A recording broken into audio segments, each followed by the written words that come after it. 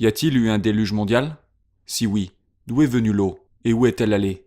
Ce qui suit est une brève explication et animation de la théorie des hydroplaques, une description des événements physiques du déluge de la Genèse. Nous nous tournons vers le directeur à la retraite d'un des principaux laboratoires de recherche et développement du département de la défense des États-Unis, le Dr Walt Brown. Nous pouvons voir sur notre planète 17 caractéristiques très étranges qui peuvent maintenant être expliquées systématiquement comme le résultat d'un déluge mondial cataclysmique, où les eaux ont surgi de cavités souterraines avec une énergie dégagée allant au-delà de l'explosion de 10 milliards de bombes à hydrogène. Cette explication nous montre la rapidité avec laquelle se formèrent les principales montagnes. Elle explique les dépôts pétroliers, la dérive rapide des continents, la raison pour laquelle il y a, sur le continent, d'énormes tranchées et des centaines de canyons et volcans.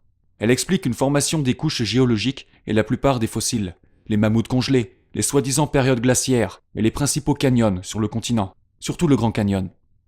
La Terre prédiluvienne avait probablement un très large et unique supercontinent, couvert d'une végétation luxuriante. Il y avait des mers et des rivières majeures. Les montagnes étaient plus petites que celles d'aujourd'hui, peut-être moins de 3000 mètres de haut. Selon la théorie des hydroplaques, la Terre prédiluvienne avait beaucoup d'eau souterraine, à peu près la moitié de ce que nous avons maintenant dans nos océans. Cette eau était contenue dans des cavités interconnectées, formant une mince coquille sphérique d'environ 800 mètres d'épaisseur et à une profondeur de peut-être 16 km sous la surface de la Terre. Une augmentation de la pression des eaux souterraines a provoqué une expansion de la croûte terrestre, tout comme un ballon lorsque la pression augmente à l'intérieur.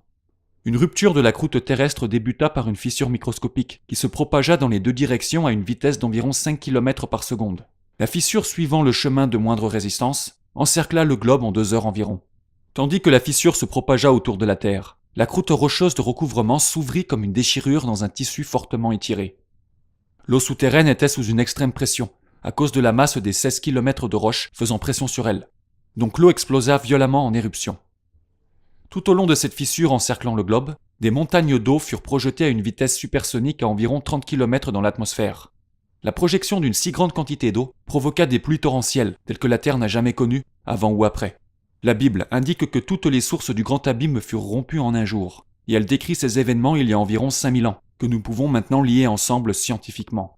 Certains des jets d'eau propulsés tout en haut de la froide stratosphère se transforment en cristaux de glace à très basse température et produisent des dépôts massifs de glace, ensevelissant, étouffant et gelant instantanément beaucoup d'animaux, y compris les mammouths congelés de Sibérie et d'Alaska.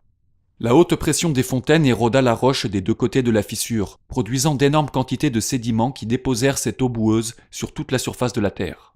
Les sédiments prirent au piège et ensevelirent plantes et animaux, formant le registre fossile.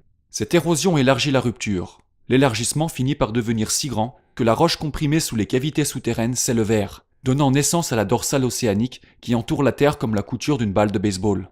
Les plaques continentales, les hydroplaques, ayant toujours au-dessous d'elles de l'eau lubrifiante, ont glissé vers le bas, s'écartant de la dorsale médio-atlantique croissante.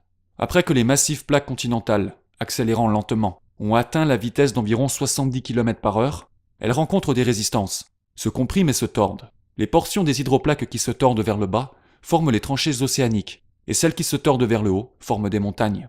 Voilà pourquoi les principales chaînes de montagnes sont parallèles à la dorsale médio-atlantique, de laquelle elles ont glissé.